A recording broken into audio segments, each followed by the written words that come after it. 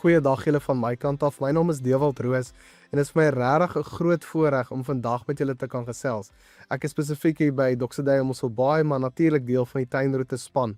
En ons kuier vandag oor iets wat ons die afgelope paar weke oor gesels het. En ons hoop met hierdie klein groep video's is om regtig die Korintiërs reis vir jou amper in kleiner sarsies te gee, sodat dit dalk bietjie makliker verteerbaar is. En sodat ons kan sien hoe kan 'n mens dit gebruik in die praktyk natuurlik.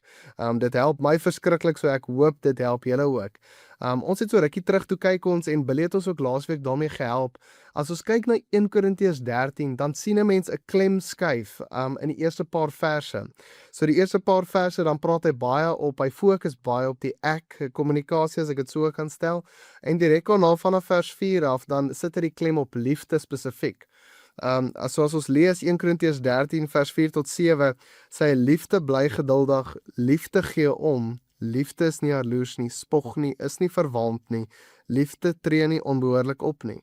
En hy gaan natuurlik verder as dit ook, maar ons is besig met hierdie proses om regtig te ontdek wat dit beteken om liefde te word. En soos ek sê, dit is 'n proses. En ons het geleer natuurlik, ons het gekyk na die woorde ook in die vorige siklus, as ek dit so kan stel. Toe sien ons, en ons kyk na die woord liefde, en ons sien die woord agape, en ons kyk na die beskrywende woorde, ek sê dit nou in aanhalingsteken, want dit is eintlik nie beskrywende woorde nie, maar dit is eintlik werkwoorde, soos byvoorbeeld in die vers wat ek nou net gelees het, in die voorbeeld sal dit wees, geduldig, gee om, is nie jaloers nie. Maar ons sien eintlik die werkwoorde wat dit vir ons gee, en hierdie werkwoorde help ons om eintlik liefde te word en deel te raak van hierdie proses. En alhoewel dit 'n beskrywing is van liefde, hoe dit lyk in die praktyk dan nou, sien ons Jesus in dit, want Jesus is liefde, en liefde is Jesus, as ek dit so kan stel. Maar ons werk met die woord, en ons is besig met hierdie proses, en ons het so rukkie terug, toe kyk ons na hoe ons eintlik skrif approach. So hoe dit my gehelp het, is baie keer in my persoonlike lewe, as ek na die skrif toe gaan, en ek sal nou lees, of ek sal Bybelstudie doen, dan sal my eerste vraag gewoonlik wees, okay, maar hoe lyk hierdie vers in die praktyk? En ek dink nie noodwendig dis verkeerd nie, maar ek dink as ons 'n paar stappies net intussen daai vraag sit met die lees en dan die vraag, dan gaan dit ons help om dieper te verstaan, om meer te verstaan, dalk bietjie jou verbeelding te gebruik om jouself in hierdie verhaal te sien. En ons het so rukkie terug, toe stel ons 'n proses voor wat ons het dit nou 'n proses van disippelskap genoem, maar jy kan dit interpretasie noem, net so hoe ook al jy wil. Maar dis 'n proses wat ons wil gebruik en in die volgende paar weke net wil ingaan, wat jou dalk ook moontlik kan help wanneer jy die woord natuurlik lees. En spesifiek 'n deel is van hierdie Korintiërs reis. En ons het gekyk na 'n paar punte, so ek gaan hom sommer so begin van bo tot onder. Is die eerste punt is ons fokus op Jesus deur die gedig. So wanneer ons die woorde lees, so spesifiek nou 1 Korintiërs 13, dan leer ons oor 'n eienskap van Jesus, 'n beskrywing van Jesus, maar in hierdie geval 'n werkwoord wat Jesus self gedoen het, wat ons ook raak lees natuurlik in die evangelies. Ons ontvang ook sy liefde dan vir onsself. Wanneer ons hom sien in hierdie konteks van die evangelies, dan besef ons die diepte van wat hy kom doen het vir die mense in daai omgewing, die mense in daai omstandighede, die woorde wat hy gebruik het, baie intentioneel, en ons ontvang dit dan vir onsself om te kyk, okay, hoe lyk dit vir my lewe, en in my veroorsaak dit 'n tipe van 'n dankbaarheid. Ek word gemotiveerd om eintlik ook so teenoor ander op te tree, of ook so op so 'n manier te dink, of dan nou te praat. Verder, as ons na die derde punt toe kan gaan, is dit ons sê ons droom oor hoe liefde in 'n gemeente lyk. So as ons hierdie eienskap van Jesus sien, hoe Jesus dit gebruik, of hoe Jesus dit tentoonstel, dan vra ons onsself, okay, maar hoe sal dit dan nou lyk in ons gemeente, of in ons gemeenskap, in ons kleingroep, in ons vriendekring, in ons besigheid, waar ook al dit dan nou mag wees, hoe sal dit dan nou lyk? So jou verbeelding bietjie daar kan gebruik, dan kan 'n mens nogal by 'n kreatiewe plek uitkom om te sien, okay, hoe lyk die koninkryk van God dan regtig, waarmee ek besig is? So as ons kyk na hierdie definisie of hierdie eienskappe, en ons sien dit in ons gemeente en ons gemeenskap, dan gaan dit bietjie makliker dalk raak om dit dan nou uit te leef. As mens kyk na die volgende punt, dan sê ons evalueer ons eie deelname ook. So ons op die oomblik kyk ook waar ons huidiglik is en waarheen ons op pad is in terme van hierdie eienskap of hierdie uitbeelding van liefde. Ons kan ook die laaste punt, ons begin liefde ook inoefen. So wanneer ons kyk waar ons is, waartoe ons op pad is, hoe Jesus die die eienskap dan nou gebruik het, as ek dit so kan sê. En dan vra ons osself die vraag, okay, maar watse ritmes kan ek in plek stel om ook hierdie eienskappe uit te leef? Watse ritmes kan ek in plek stel om ook hierdie tipe karakter, om hierdie liefde te begin word? So ons het gekyk na dit as 'n proses, wanneer ons na die skrifte kyk, spesifiek 1 Korintiërs 13 ook, want dit help ons net om die diepte van die woorde te verstaan. Dit help ons om te verstaan hoe dit gelyk het in Jesus se lewe, en dan as ons dit so kan sien, so kan aanskou, dis die woord wat ons gereeld gebruik, so kan aanskou in Jesus se lewe, doen dit iets in my lewe, dit veroorsaak dankbaarheid, dit motiveer my om ook in daai selfe aksie ook in oor te gaan. So as ek 'n vraag kan vra wat julle gou vinnig kan bespreek in julle groepe net rondom hierdie proses van disippelskap of interpretasie, gee sommer jou eie titel vir dit. As ek die vraag kan vra, wat kom by jou op as jy dink aan die effektiwiteit van hierdie proses?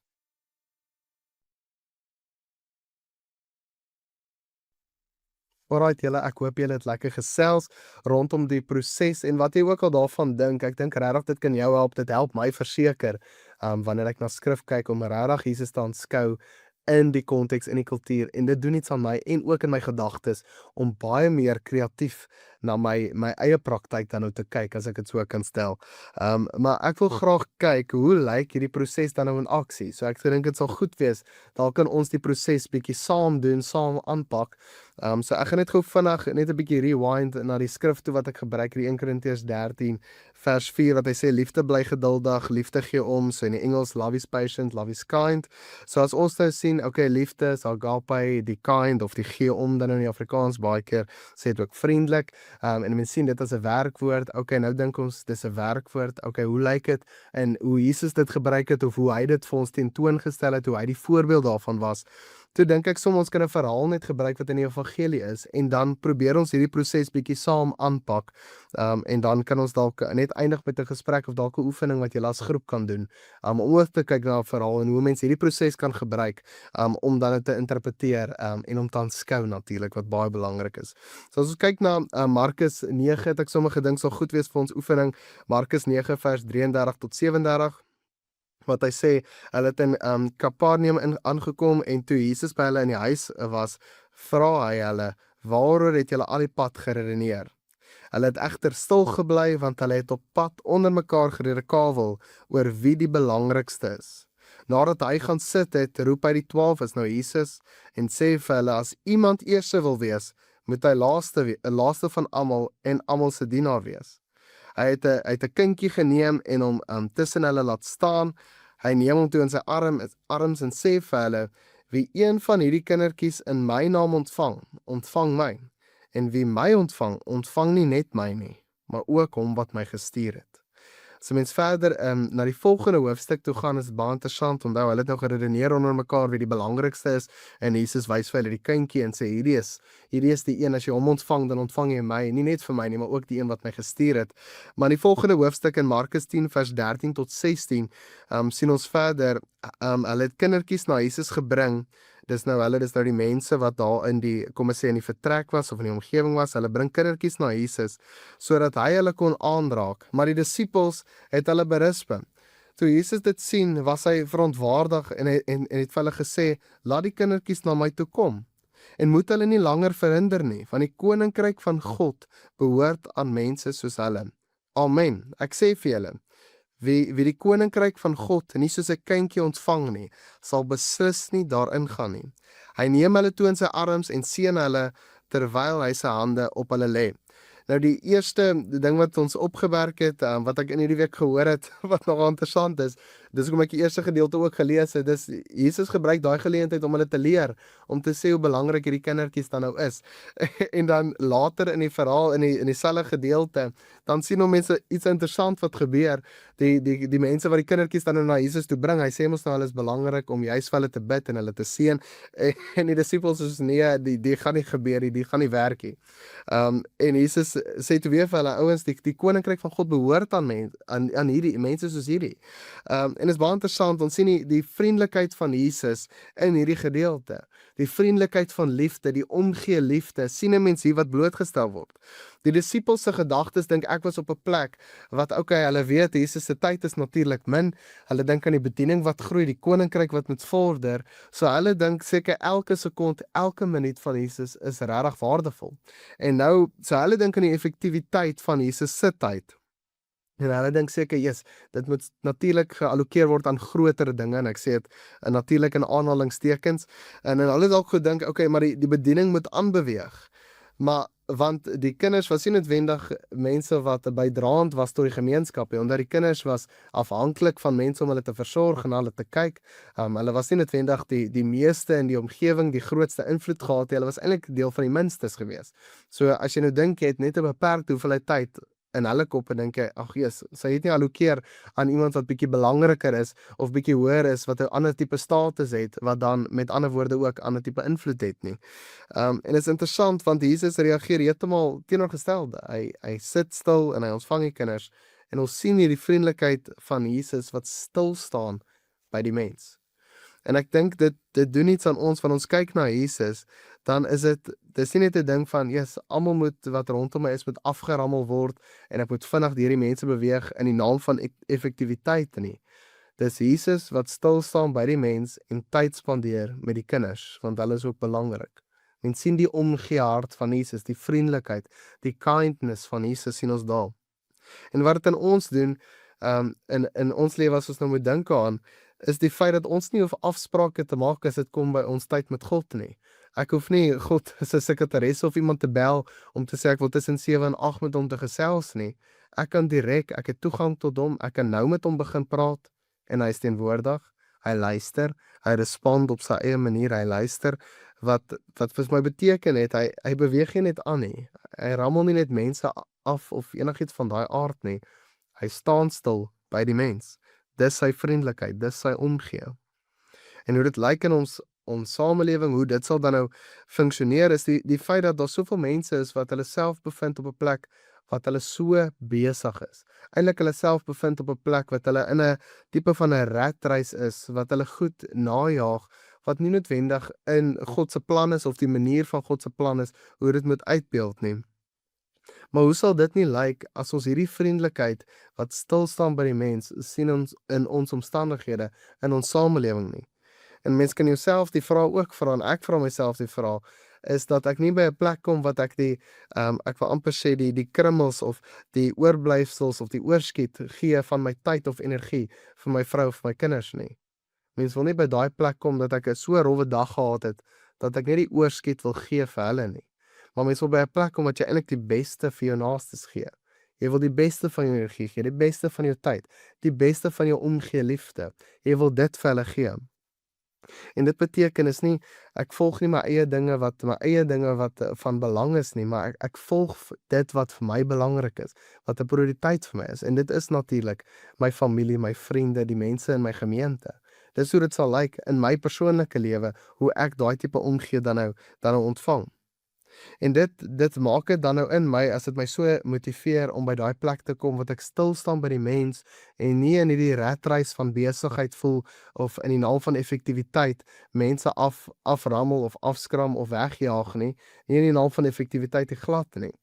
Maar ek staan stil by die mens. En dis wat Jesus vir ons wys, en dis wat hy vir ons tentoonstel, en daarom kan ek dan in my lewe ritmes in plek stel, wat hierdie eienskap, hierdie werkwoord van vriendelikheid, van omgee, wat dit tentoonstel, dat ek dit ook kan doen in my lewe. Want Jesus het ons dit gesien, ons het aanskou in die evangelies hoe hy dit gedoen het, ons aanskou hoe hy dit doen vir ons, die feit dat ons nie hoef afsprake met hom te maak nie, ons praat net met hom, hy's daar, hy luister, hy respond, in my doen dit iets dat ek 'n dankbaarheid beleef, maar ek beleef ook 'n motivering vir die feit dat ek ook kan stil staan by my mense, en nie vir hulle die laaste en die minstes gee nie, maar ek gee vir hulle die meeste en die bestes. So in my lewe kan ek dan ritmes in plek stel, wat daai werkwoord, wat daai eienskap, wat daai tipe liefde ondersteun, om aanhou te ontwikkel soos wat tyd aanloop. So ons kan op hierdie manier sien, dat wanneer ons Jesus aanskou met hierdie eienskap, verdiep dit ons definisie van die woorde. Soos hoe ek voorheen gedink het oor vriendelikheid of omgee of kindness of wat ook al, is anderste teenoor wat ek nou dink na hierdie proses wat ek gevolg het. So hierdie proses kan ons regtig help om die diepte van die karaktereienskappe, van die woorde spesifiek wat ons sien in 1 Korintiërs 13, om die diepte van dit te kan begryp, sodat ek dit kan toepas. So ek vir jou aanraai asseblief, ek weet dit is moeilik want ek sukkel net so baie daarmee. As jy na die Bybel toe gaan, jy approach die woord, moenie dadelik probeer gaan na die praktyk toe, maar gaan eers na die aanskou toe. Gaan eers na Jesus toe. En wanneer mens dit sien en die Heilige Gees inspireer ons, hy gee ons kreatiwiteit, hoe ek dit in my lewe dan kan toepas vanuit daai beeld uit, kry ek die volle diepte, die volle betekenis van hierdie begrip of van hierdie eienskap van liefde dan natuurlik. So ek wil afsluit met hierdie vraaggedeelte. Watse verhaal kom by jou op as jy hoor ons praat van hierdie liefde wat kind is, wat omgee, wat vriendelik is? En hoe kan jy die proses gebruik om jou te help beter verstaan? Blessings vir jou en lekker kuier.